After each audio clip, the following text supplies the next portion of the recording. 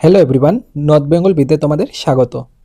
তো আজকের এই ক্লাসে তোমরা যারা ডিএসসি বা মাইনর বাংলাকে চুজ করেছো, তোমাদের যে সিলেবাসের ইউনিট 2 রয়েছে বা চ্যাপ্টার 2 রয়েছে কাব্য আধুনিক বাংলার কবিতার বিকাশ, সেই ইউনিটটার আজকে আমি ডিটেল ডিসকাশন করব। এটা তোমরা যদি ভালোভাবে দেখো তাহলে তোমরা বুঝতে পারবে পুরো বিষয়টা সহজে, এবং পরীক্ষার জন্য কী কী প্রশ্ন ইম্পর্টেন্ট রয়েছে তোমরা এই ভিডিওর মধ্যে থেকে সমস্ত পেয়ে যাবে। তাহলে তোমরা এই ভিডিওটা যদি মন দিয়ে দেখো তাহলে তোমাদের এই ইউনিটটি থেকে কোনো ডাউট থাকবে না এবং পরীক্ষার জন্য তোমরা ভালোভাবে প্রস্তুতি নিতে পারবে। তাহলে আমরা যদি তোমাদের এই সিলেবাসের রূপরেখাটা দেখি তাহলে দেখো, এখানে আমাদের সবার প্রথমে পড়তে হবে যুগ সন্ধিক্ষণের কবি মানে ঈশ্বরচন্দ্র গুপ্ত বিষয়ে। দেখো, ঈশ্বরচন্দ্র যে গুপ্ত ছিলেন তিনি আমাদের বাংলার সাহিত্যে যে তিনটি যুগ রয়েছে, প্রাচীন যুগ, মধ্যযুগ আর আধুনিক যুগ, মানে মধ্যযুগ 1200 থেকে 1800 খ্রিস্টাব্দ এবং আধুনিক যুগ 1800 খ্রিস্টাব্দ থেকে বর্তমান সময় পর্যন্ত, এই দুই সময়ের কি ছিলেন, মাঝখানে তিনি সেতু বন্ধন রূপে কাজ করেছেন। তিনি বিভিন্ন সাময়িক পত্রর সঙ্গে যুক্ত ছিলেন এবং তিনি সামাজিক ব্যঙ্গ কবিতামূলক কবিতা রচনা করেন। এরপর রয়েছে নবজাগরণ ও মহাকাব্য, মানে মধুসূদন দত্ত ও বিহারীলাল চক্রবর্তী। মধুসূদন দত্ত আমাদের কি ওপেন ভার্স বা অমিত্রাক্ষর ছন্দের প্রবক্তা, তিনি বাংলা বিষয়ে বা বাংলা সাহিত্যে সনেট প্রবর্তন করেন, যেটা চতুর্দশপদী কবিতা বলা হয়ে থাকে। এরপর রয়েছে আমাদের রবীন্দ্র কাব্য প্রতিভা। দেখো, বাংলা বিষয় কখনোই রবীন্দ্রনাথ ছাড়া সম্পূর্ণ হবে না। তেমনি রবীন্দ্রনাথ ঠাকুর একাধারে যেমন ঔপন্যাসিক ছিলেন,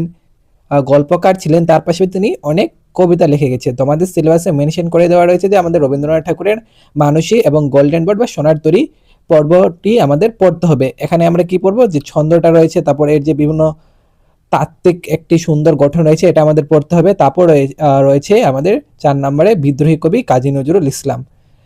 কাজী নজরুল ইসলাম আমাদের কাছে বিদ্রোহী কবি, সাম্যবাদের কবি নামেও পরিচিত। তিনি কি করেন, দেখো, ভারত যখন পরাধীন ছিল তখন বিভিন্ন স্বাধীনতা সংগ্রামী যুদ্ধ করেছে, ত্যাগ করেছে, সংগ্রাম করেছে। তেমনি কাজী নজরুল ইসলামের মতন কবিরা কি করেছে, তাদের কলম বা লেখনীর মাধ্যমে বিদ্রোহের আগুন ছড়িয়ে দিয়েছে। তাহলে তার অন্যায়ের বিরুদ্ধে যে চেতনা রয়েছে সেটা কথা প্রকাশ পেয়েছে তার কবিতার মধ্যে দিয়ে। এছাড়াও কাজী নজরুল কবিতার মধ্যে একটা নতুন ছন্দ এবং সাম্যবাদী ভাবধারার প্রকাশ ঘটে। 5 নম্বরে রয়েছে আমাদের রূপসী বাংলার কবি বা রবীন্দ্র উত্তর আধুনিকতাবাদের অন্যতম শ্রেষ্ঠ কবি জীবনানন্দ দাশ। জীবনানন্দ দাশের কবিতার বিষয়বস্তুগুলোর মধ্যে আমরা যদি দেখি তাহলে কি আছে, এখানে নির্জনতা রয়েছে, মানে আধুনিক যে সমস্ত বিষয়গুলো রয়েছে, রূপক, আধুনিক রূপক, তারপর এই সমস্ত বিষয় নিয়ে তিনি তার কবিতাগুলি রচনা করেছে। পরে আমরা এগুলো ডিটেলে আলোচনা করতে পারবো। তবে মেনলি আমাদের এই 5 জন ব্যক্তি কেন্দ্র করে ইউনিট 2 এর কাব্য পাঠটি রয়েছে, এখান থেকে আমাদের এই বিষয়গুলো পড়তে হবে।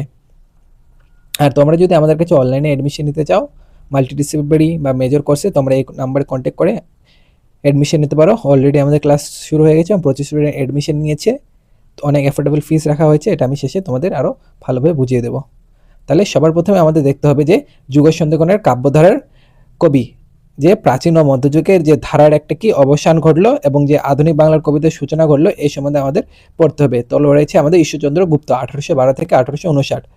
দেখো, তিনি কি করেন, যে মধ্যযুগের যে মঙ্গল কাব্যগুলো ছিল এগুলি ভাবধারার সঙ্গে কি করেন, আধুনিক যুগের যে বাস্তববোধের একটি অপূর্ব সংযোগ ঘটান। এছাড়াও তিনি প্রথমে বলেছিলেন বিভিন্ন সাময়িক পত্র, যেমন সংবাদ প্রভাকরের কি ছিলেন সম্পাদক হিসেবে, তিনি নবীন কবিদের যেমন মধুসূদন বঙ্কিমদের সাহিত্য চর্চায় প্রেরণা করেন, মানে তিনি এই সংবাদ প্রভাকরের একজন সম্পাদক ছিলেন।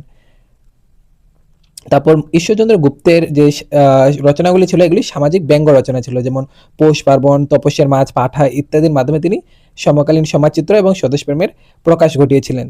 তার যদি কাব্যরীতির মধ্যে দেখি, তিনি একটি পড়ায় ত্রিপদী ছন্দের অনুসারী হলেও তিনি কি করেন, এটি একটি মধ্যযুগীয় ছন্দরীতি হলেও তিনি কি করেন, তিনি আধুনিক সাংবাদিক ও পর্যবেক্ষণ ধর্মী কবিতার জনক বলতে পারি। যে তিনি আধুনিক যে নীতি নৈতিকতা বা আধুনিক যে সাংবাদিকতা রয়েছে এটাকে কি করেন তিনি, মানে সাংবাদিকীয় পর্যবেক্ষণ যে রয়েছে, কোনো সাংবাদিক কোনো ঘটনার যখন তদন্ত করার সময় যে বিভিন্ন পর্যবেক্ষণ করেন, যে সক্রিয়তা অর্পণ করেন, এর সমস্ত বিষয় নিয়ে তিনি তার কবিতাগুলি রচনা করেন।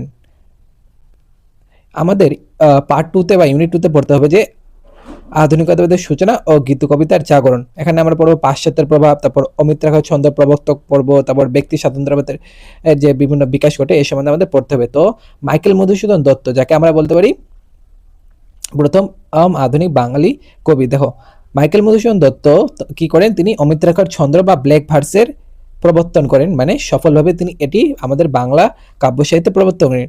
তার বিখ্যাত যেমন একটি কাব্য রয়েছে মেঘনাদ বধ কাব্য, যেটি 861 খ্রিস্টাব্দে প্রকাশিত হয়। এটি গ্রিক ও ভারতীয় মহাকাব্যের আমাদের সংমিশ্রণে রচিত বাংলার সাহিত্যের শ্রেষ্ঠ মহাকাব্য হিসেবে বলতে পারি। তারপর আমাদের সনেট মানে চতুর্দশপদী কবিতার বলির যে মাধ্যমে তিনি কি করেন, এই সমস্ত কবিতাগুলি তিনি বাংলার প্রথম সংযোজন ঘটান। মানে আমরা যদি বাংলার সনেট ধর্মী বা চতুর্দশপদী কবিতা দেখি তাহলে মধুসূদন দত্ত এটার প্রবর্তন করতেছেন।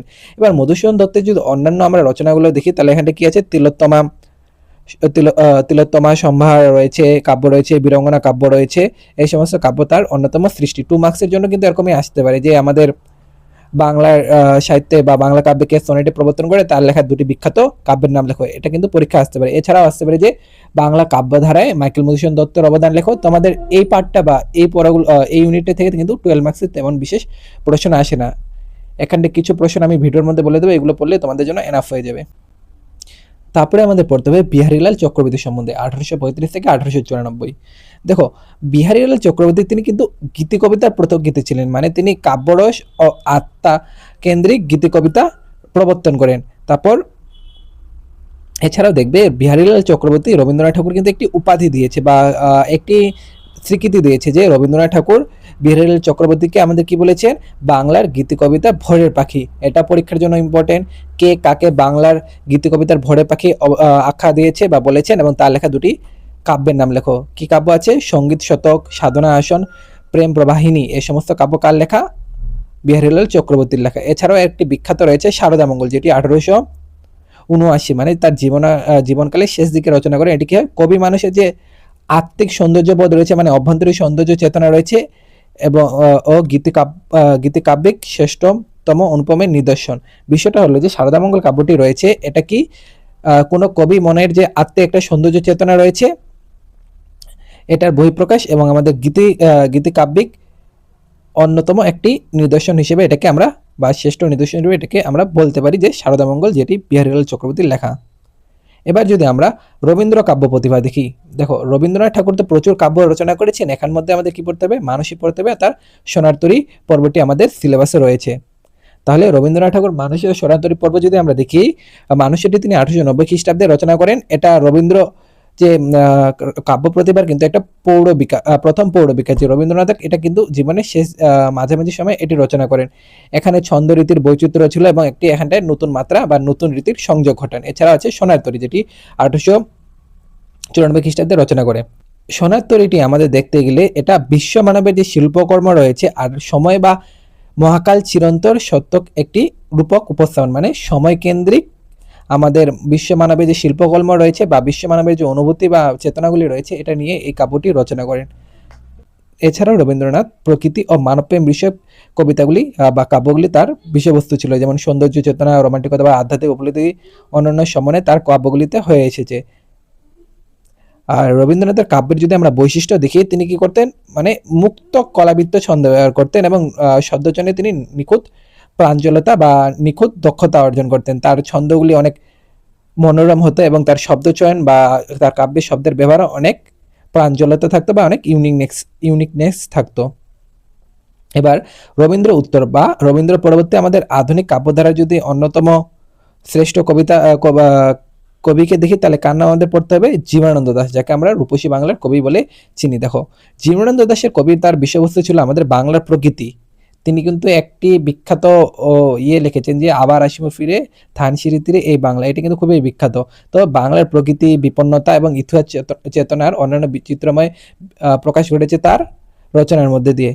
তার যদি কালজয়ী আমরা কাব্যগ্রন্থ দেখি, বনলতা সেন, রূপসী বাংলা, ঝরা পালক, ধূসর পাণ্ডুলিপি, মহাপৃথিবী, এগুলো সব তার বিখ্যাত রচনা। 12 মার্কসের জন্য এটাও ইম্পর্টেন্ট যে বাংলা কাব্যধারা বা বাংলা কাব্য ইতিহাসে জীবনানন্দ দাশের অবদান লেখো। আর 2 মার্কসের জন্য আমাদের আসতে পারে জীবনানন্দ দাশের রূপসী বাংলা কবি কাকে বলা হয়, তার লেখা 2টি কাব্যের নাম লেখো। তোমাদের পরীক্ষার জন্য এটা সবগুলো ইম্পর্টেন্ট যে একটি করে কবির নাম পড়বে এবং তার লেখা 2-3টে কাব্য পরীক্ষায় কিন্তু দিতে পারে।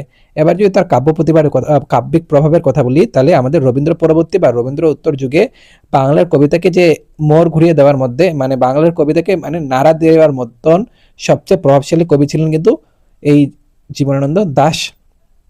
এরপর রয়েছে সাম্যবাদের কবি বা বিদ্রোহী কবি কাজী নজরুল ইসলাম, 1899 থেকে 1976। তাহলে বিদ্রোহী কবি মানে তার কবিতার মধ্যে কি থাকবে, একটি বিদ্রোহী সুর থাকবে। তার বিদ্রোহী কবিতা যেমন অগ্নিবীণা 1922 খ্রিস্টাব্দে লেখা হয়, যার মাধ্যমে কি করা হয়, পরাধীন ও শোষণের বিরুদ্ধে মানুষের প্রতিবাদের প্রতীক হয়ে ওঠে। তারপর সাম্যবাদী কবিতা যেমন মানুষ, কুলি মজুর, নারী কবিতার মাধ্যমে তিনি কি করেন, মানবতা ও শোষিত শ্রেণীর অধিকারের কথা বলেন। এবার তার শব্দ প্রয়োগের বৈচিত্র্য দেখবে, বাংলা কাব্য ক্ষেত্রে কিন্তু এই কাজী নজরুল ইসলাম কি করেছেন, আরবি ফার্সি শব্দের সফল ব্যবহার করেছেন এবং নতুন ছন্দের সূচনা করেছেন, যেহেতু তিনি কি বাংলার পাশাপাশি বিভিন্ন আরবি ফার্সি শব্দেরও ব্যবহার করেন। এবার তার বিখ্যাত কাব্যের কথা যদি বলি, বিশের বাণী, সর্বহারা, চক্রবাক, এই সমস্ত কাজী নজরুল ইসলাম লেখা কিছু কালজয়ী রচনা। তো স্টুডেন্ট, এটা ছিল তোমাদের ইউনিট 2 এর ডিটেল ডিসকাশন এবং ইম্পর্টেন্ট কোয়েশ্চেন এবং কি বিষয় এখান থেকে পড়তে হবে। আর তোমরা যদি আমাদের কাছে অনলাইনে অ্যাডমিশন নিতে চাও, এভাবে অর্গানাইজ ওয়েতে পড়তে চাও, পিডিএফ নোটস, অনলাইন ক্লাস এবং ফুল সেমিস্টারে সাপোর্ট পেতে চাও, তাহলে তোমরা যদি মাল্টিটিসি কোর্সের স্টুডেন্ট হও, অর্থাৎ তোমাদের দুটো ডিএসসি একটি মাইনর সাবজেক্টে তোমাদের টোটাল মাসের জন্য পে করবে 399, আর তোমরা যদি মেজর স্টুডেন্ট হও তোমাদের পে করতে হবে 799। দেখো, এই টাকাটা কিন্তু তোমাদের প্রতি মাসে দিতে লাগবে না। তোমরা যদি এটা একবার পে করো, তোমরা পুরো সেমিস্টার জুড়ে আমাদের কাছ থেকে এই সমস্ত জিনিস অ্যাক্সেস করতে পারবে। আর তোমরা দেরি না করে এই নাম্বারে কন্ট্যাক্ট করে আজই আমাদের কাছে অ্যাডমিশন নিয়ে নাও, যেহেতু তোমাদের পরীক্ষা ডিসেম্বর মাসে। তোমাদের বিষয়গুলি ভালোভাবে গুছিয়ে প্রস্তুত করতে আমরা তোমাদের সাহায্য করব।